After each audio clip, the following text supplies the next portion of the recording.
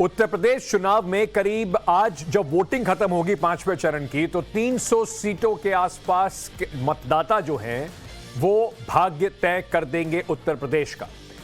2 चरण इसके बाद बचते हैं, लेकिन पांचवा चरण बेहद महत्वपूर्ण। भारतीय जनता पार्टी जिसने इस चरण में अगर पिछली बार से कंपेयर करें तो करीब 90% सीटें जीती थी, उसके लिए बहुत अहम है कि अपनी बढ़त जो है इसमें बनाए रखे पिछले 2017 के चुनाव की तरह। और समाजवादी पार्टी के अखिलेश यादव भी कोशिश कर रहे होंगे कुछ बुंदेलखंड, अवध और ये जो अब हम पूर्वांचल की ओर बढ़ रहे हैं, इन सीटों पर 2012 के समीकरण किसी ना किसी तरीके से दोहरा पाएं। टाइम्स ऑफ भारत पर लगातार आपको उत्तर प्रदेश के 5वें चरण के जो चुनाव हैं उसके मतदान की पल पल की खबर इस वक्त आपके लिए लेकर आते रहे हैं। और साथ ही साथ हमारी सबसे बड़ी टीम, रिपोर्टर्स की सबसे बड़ी टीम चप्पे चप्पे से आपको इस वक्त सारी खबरें आपके लिए लेकर आ रही है। सारे मुद्दे इस चरण में अयोध्या, चित्रकूट जैसी जगहें भी हैं और प्रयागराज जो धर्म की नगरी के नाम से जाना जाता है। इस वक्त आप अमेठी का टर्नआउट देख रहे हैं, बड़ी ही इंपॉर्टेंट कॉन्स्टिट्यूएंसी है। क्या कांग्रेस पार्टी यहां अपनी साख दोबारा बचा सकती है? अमेठी में 21.52% मतदान अब तक हो चुका है। 2017 की अगर तुलना करें तो अयोध्या में करीब 61% मतदान हुआ था। अभी 11 बजे तक यहां पे 24.6% मतदान हुआ है। तो एक एक करके सारी सीटों का आपको यहां पर आंकड़ा भी दिखा रहे हैं, अलग अलग समीकरण हर सीट पर नजर आ रहे हैं। मेरे साथ इस वक्त मेरे सहयोगी जुड़ रहे हैं। हमारे साथ रंजना है अमेठी से। लगातार यहां पर जो कांग्रेस का गढ़ था, रंजीता वहां पर खड़ी हुई हैं, बता रही हैं कि क्या समीकरण बन रहे हैं। संजय सिंह जो एक जमाने में कांग्रेस पार्टी में होते थे, अब भारतीय जनता पार्टी में है। वरुण हमारे साथ जुड़ रहे हैं गोंडा से, और साथ ही साथ गौरव अयोध्या से हैं, और हमारे साथ आदर्श जुड़ रहे हैं प्रतापगढ़ से। रंजीता, सबसे पहले आपके पास ही आ जाता हूं। इस बार क्या समीकरण राजा साहब के लिए, इस बार खेल आसान नजर आ रहा है या टक्कर वहां पर भी दिखाई पड़ रही है?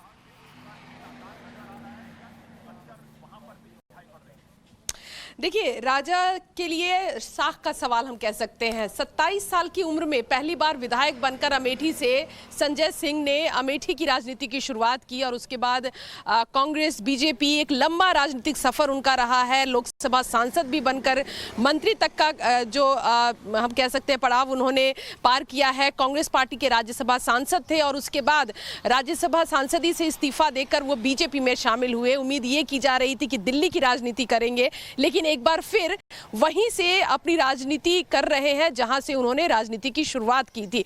तो एक हम कह सकते हैं कि एक बड़ी चुनौती है राजा साहब के सामने कि किस तरह से अपनी साख बचाएं, क्योंकि अब उम्र के उस पड़ाव में है जहां से वो बहुत एक्सपेरिमेंट करने की स्थिति में नहीं दिख रहे हैं। और यही कारण है कि एक सिंपैथी राजा के लिए अमेठी में देखी जा रही है, क्योंकि कई पोलिंग स्टेशन पर हम गए और लोगों से बातचीत करने की कोशिश की। लोगों का साफ तौर पर यह कहना था कि राजा ने बहुत काम किया है और पार्टी उनके लिए मायने नहीं रखती है, बल्कि जो उम्मीदवार है उसका चेहरा मायने रखता है। लेकिन दूसरी तरफ जो सबसे ज्यादा टक्कर की बात कही जा रही है वो सपा के उम्मीदवार की बात कही जा रही है। गायत्री प्रजापति की पत्नी महाराजी देवी को जो टिकट दिया गया है, कहा जा रहा है कि वहां भी वो भी सिंपैथी हासिल करने की कोशिश कर रही है, अपने पति के जरिए अपने पति के काम गिनवा रही है। लेकिन सबसे पिछड़ी हुई स्थिति जो अब तक देखी जा रही है वो कांग्रेस पार्टी की। जाहिर तौर पर राज्य की राजनीति में कांग्रेस जो है वो संगठनात्मक तौर पर बहुत कमजोर रही, और वो स्थिति कई बार दिखी है। जो इस अमेठी सीट की हम बात कर रहे हैं, भले ही वो गांधी परिवार का गढ़ कहा जाए, लेकिन अमेठी के विधानसभा जो 3-4 जो विधानसभा है, इसमें कभी भी कांग्रेस पार्टी मतलब पिछले 4 बार के विधानसभा की बात करें तो कांग्रेस के लिए मुश्किल रही है। देखना होगा इस बार कांग्रेस कितना दम लगा रही है, क्योंकि प्रियंका गांधी लगातार कैंपेनिंग में जुटी हुई है। लड़ सकती हूं का क्या यहां पर कुछ असर हो रहा है? बार बार स्मृति ईरानी कहती रही हैं लड़की इसलिए लड़ रही है क्योंकि लड़का उनका लड़ नहीं सकता। ये बड़ी इस पर आपत्ति लोगों को हो सकती है, लेकिन जैसे राजा साहब की बात कर रही थी संजय सिंह की, थोड़ी देर पहले उनसे बात भी करी। पहले आपको वो सुनाते हैं, फिर हमारे बाकी सहयोगी के पास चलेंगे।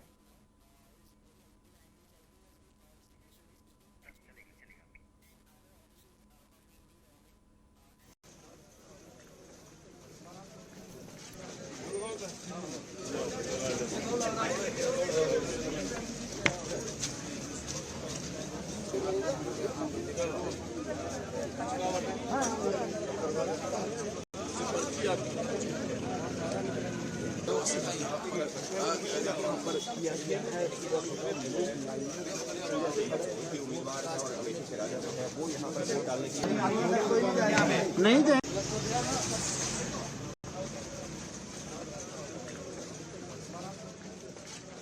अमिता जी, आप बताएं कि आपको क्या लग रहा है, क्या ये जो चीजें जो सामने है, संजय सिंह जी एक बार फिर अमेठी की राजनीति करने जा रहे हैं, आपको लगता है कि ये एक अच्छा फैसला है, सही फैसला उन्होंने लिया है? बहुत अच्छा फैसला है। मुझे लगता है अमेठी की जनता ने बिल्कुल बहुत प्यार से उनको फिर से अपनाया है। बहुत दिन बाद एक बार फिर अमेठी की सेवा करने का मौका मिल रहा है। लोगों में अटूट विश्वास है कि जो दौर इनका था, जब इन्होंने 98% से जीत करके 1,26,000 के अंतर से पहली बार विधायक बने थे, 27 साल की उम्र थी, अब अनुभव के साथ वो वापस लौट रहे हैं, तो जनता की उम्मीदें और बड़ी हैं। इनके चुनावी जो सभाएं थी उनको भी कवर किया और संजय जी एक यहाँ के लोगों को एक अपना एक टच देने की कोशिश कर रहे थे, अपनी भाषा में बात कर रहे थे, उनको ये कह रहे थे कि दिल्ली से अनुभव लेकर अब मैं अमेठी आया हूँ, तो वो अनुभव जो है वो काम आएगा उनके, लोग इस बात को समझ रहे हैं। वो कोई टच देने की कोशिश नहीं कर रहे थे, ये वही कर रहे थे जो वो हैं, और यही उनकी करीबी लोगों से सदैव रही है। यहीं पैदा हुए, पढ़े लिखे, गिरे उठे और यहीं से बने। तो आज उनका पहला चुनाव जब लड़े थे विधायकी का, तब वो 27 साल के थे और आज जो है 65 साल के हैं। तो निश्चित रूप से एक तजुर्बा, एक अनुभव लेकर के जब लौटेंगे तो आज बहुत अधिक कार्य कर पाएंगे। यही वो लोगों को कहने की कोशिश कर, लोग इसको मान भी रहे हैं। और एक जो ये क्योंकि आप लोग कांग्रेस से भी राजनीति आपने भी किया, आप भी लंबे समय तक कांग्रेस पार्टी में रही, क्या कांग्रेस के लिए आप क्या स्थिति देखते हैं? क्या ये जो अमेठी जो एक गांधी परिवार का, नेहरू परिवार का गढ़ कहा जाता था, क्या इसमें कोई अभी भी सच्चाई बची हुई है? बिल्कुल नहीं, मुझे दिखता नहीं। और गढ़ क्या, अमेठी, मुझे लगता है उत्तर प्रदेश में आप ही लोग गिन नहीं पा रहे हैं कि कौन सी सीटें मिलेंगी। तो कहीं ना कहीं कांग्रेस ने अपना एक कनेक्टिविटी खो दी है लोगों से और उसको पुनर्निर्माण करने में उनको बहुत समय लगेगा। अंतिम सवाल, सपा की जो दावे है उस पर क्या कहेंगे? सपा के दावे हैं लेकिन जमीनी नहीं है।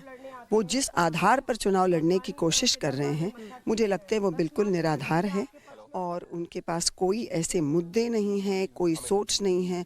बल्कि मैं कि कितनी बड़ी चुनौती है आपके लिए आज का ये चुनाव? ऐसे चुनौती होती है, लेकिन मुझे ऐसा कुछ लग नहीं रहा है। क्या उम्मीद लग रही है? जनता हमारे साथ है। अच्छा, ये भी कहा जा रहा है कि 33 साल बाद एक बार, क्योंकि दिल्ली की राजनीति आप करते रहे हैं, आप एक बार फिर अमेठी की राजनीति करने जा रहे हैं। जीवन रोलर कोस्टर है, वो कभी ऊपर कभी नीचे। पार्टी का जैसा फैसला हो वैसा हम लोग पालन करते हैं। लेकिन सपा जिस तरह से लगातार कह रही है कि वो बढ़त बनाए हुए, आपको लगता है कि सपा जो बातें कह रही है उसमें कुछ दम है? अब मैंने आपसे कहा कि जनता हमारे साथ है, वो बोल क्या रहे हैं उनको बोलने दीजिए, उनका अधिकार है बोलने का। गरिमा जी आप बताएं, आपको भी लग रहा है कि अमिता जी आप बताएं। चलिए, तो आप सुन रहे थे संजय सिंह को भी उस वक्त। सीधे आपके पास आता हूं आदर्श। आदर्श, जो यहां पर प्रतापगढ़ की जो बात करें अगर, तो बार बार ये सुनने को मिलता है कि देखिए यहां तो जो भी तय करना है वो राजा भैया को तय करना है। क्या इस बार जो सुनने में आ रही है कि शायद थोड़ी अनबन भी है समाजवादी पार्टी से, उम्मीदवार जो उनके सामने उतारे गए हैं कुछ चुनौती दे पा रहे हैं या एक तरफा मामला है?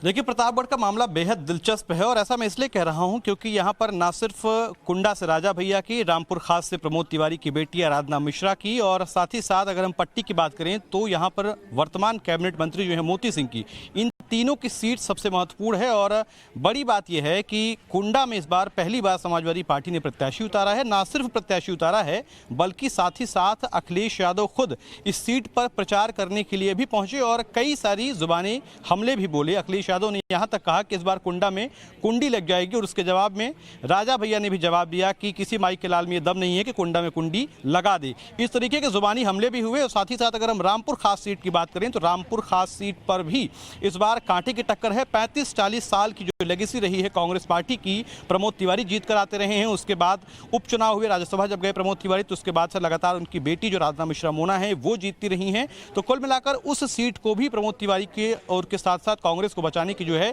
वो वहां पर थोड़ी जोर आजमाइश रहेगी। और इसके साथ साथ अगर हम पट्टी की बात करें तो पट्टी में भी कैबिनेट मंत्री मोती सिंह लड़ रहे हैं। उनके सामने जो हैं वो कभी ददुआ के परिवार से संबंध रखने वाले राम सिंह पटेल जो हैं वो चुनाव मैदान में हैं। तो ये तीनों सीटें बेहद महत्वपूर्ण हैं। इसके साथ साथ एक और सीट की मैं आपको बात करता हूं, प्रतापगढ़ सदर सीट। ये वो सीट है जहां से इस बार अपना दल कामेरावादी यानी अनुप्रिया पटेल जो इस वक्त बीजेपी के साथ जुड़ी हुई हैं, उनकी सरकार में मंत्री हैं, उनकी माता जो अपनी अलग पार्टी बना चुकी हैं कृष्णा पटेल, वो चुनाव मैदान में है। और इस वजह से अपना दल की पारंपरिक सीट रही प्रतापगढ़ सदर सीट को अनुप्रिया पटेल ने छोड़ दिया और उनकी जगह पर बीजेपी ने अपने सिंबल से अपना उम्मीदवार उतारा है। और उनकी किस्मत का भी फैसला यहां से होना है। यानी कई हैवी वेट लोग, कई हैवी वेट नेता जो हैं वो यहां से इस बार चुनाव मैदान में हैं और सबकी किस्मत तय होनी है कई सारे कद्दावर नेताओं की। लेकिन बड़ा जो कुंडा की हम बात कर रहे थे, बहुत ही रोमांचक और महत्वपूर्ण वहां पर भी एक चुनाव हो रहा है। क्या समाजवादी पार्टी के राजा भैया के क्षेत्र में कुछ भी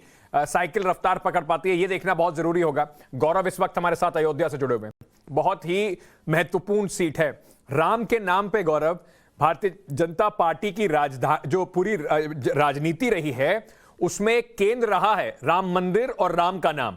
तो राम की नगरी में टक्कर है या एक तरफा आशीर्वाद किसी को मिलने वाला है?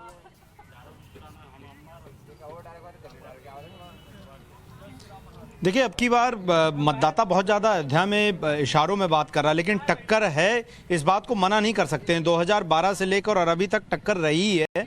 और खास करके पवन पांडे जो कि यहाँ से कैबिनेट मंत्री रहे सपा से, वो भी एक मजबूत उम्मीदवार हैं। दूसरी तरफ वेद प्रकाश गुप्ता हैं, उनके चेहरे को लेकर कुछ लोगों में नाराजगी है। ऐसे में कैंडिडेट को ध्यान न देकर राम मंदिर, योगी, मोदी, बीजेपी, उनको ध्यान में रखकर लोग जो है उस पक्ष ज़्यादा वोट दे रहे हैं। सपा की तरफ उनके लोगों के मुद्दे हैं, नाराजगी है, बदलाव चाहते हैं। लेकिन देखने वाली बात ये होगी कि ये साइकोलॉजिकल वार है, क्योंकि अगर जिस हिंदुत्व का जो पूरा किला है वो राम के नाम पर ही खड़ा, और वो अगर गढ़ जो है बीजेपी नहीं जीत पाती है तो उसके लिए जाहिर तौर पर एक छवि पर धक्का भी लगेगा। लेकिन मतदाता यहाँ से निकल रहे हैं, हम उनसे बात करते हैं और समझने की कोशिश करते हैं। सर, आपने वोट डाल दिया? सर जी, क्या नाम है आपका? मस्तराम यादव। मस्तराम जी, ये बताइए कि मुद्दा क्या रहा? मुद्दा किस इशू पे वोट डाला आपने? मुद्दा बेरोजगारी, महंगाई और भ्रष्टाचार, इसका था। विकास के जो मुद्दा बता रहे हैं लोग, क्या अयोध्या में विकास वाकई में हुआ है? कोई विकास नहीं हुआ है, केवल कागज में विकास हुआ है। गलियां वैसी की वैसी हैं? गलियां सब खुद ही पड़ी हैं। हाँ। और भी लोग हैं, हम उनसे बात करते हैं और समझने की कोशिश करते हैं। और भी वोटर्स यहाँ से आपको नजर आ रहे होंगे खड़े हुए। और देखिए, ये तुलसी कन्या इंटर कॉलेज अयोध्या का एकमात्र लड़कियों का इंटर कॉलेज रहा और सालों से बहुत पुराना इंटर कॉलेज अयोध्या का, और यहाँ से तमाम लड़कियां पढ़कर निकली। आपका शुभ नाम?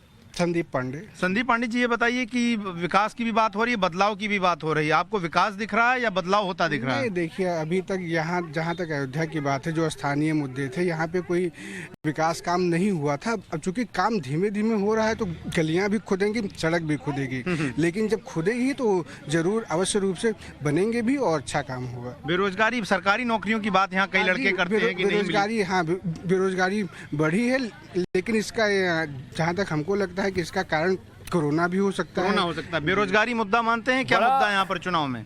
नहीं, बेरोजगारी हमारे क्षेत्र में तो लोगों को रोजगार मिला है। काफी सरकारी नौकरियां पहली बार हमने देखा है कि इन 5 सालों में लोगों को मिली है। और संविदा पर भी काफी लोगों तो विकास हो रहा है अयोध्या का, आप ये मानते हैं? गौरव, बड़ा सटीक बंटवारा हो रखा है लोगों के बीच में।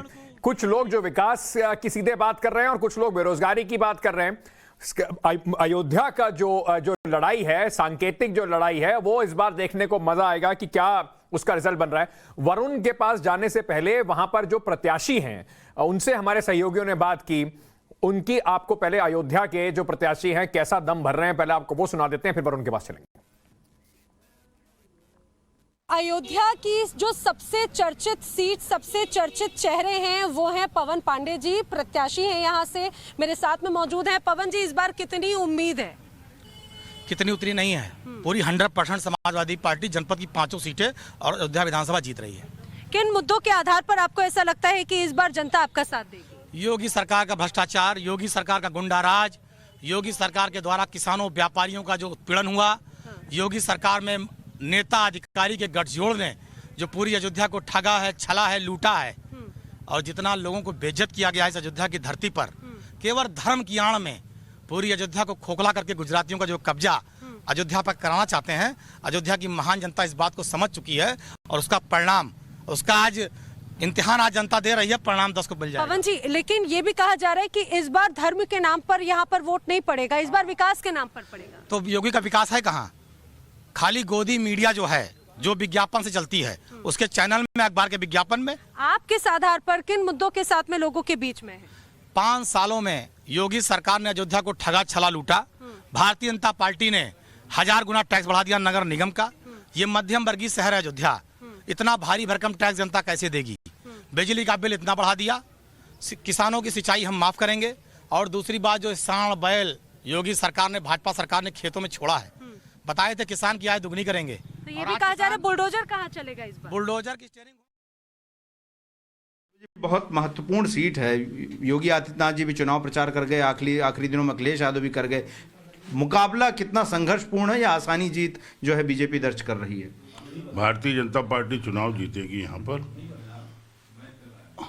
अयोध्या के विकास को लेकर के माननीय मोदी जी के मार्गदर्शन में जो अयोध्या का विकास हो रहा है, उसके कारण अयोध्या की जनता जो है प्रसन्न है और स्वाभाविक रूप से वो भारतीय जनता पार्टी को जिताना चाहती। प्रभु श्री राम का भव्य मंदिर बन रहा और उस दृष्टि से यहाँ उसके अनुरूप विकास के भी काम हो रहे हैं, तो इसके कारण यहाँ पर जीत पक्की है। लेकिन जो मौजूदा विधायक हैं उनके लिए लोग शिकायत करते हैं, मिलते नहीं हैं। महंगाई, बेरोजगारी, ये सब भी मुद्दे ऐसा नहीं कि सुनाई नहीं दे रहे अयोध्या में, वो क्या असर डालेंगे कुछ? अयोध्या में तो बहुत असर नहीं पड़ने वाला।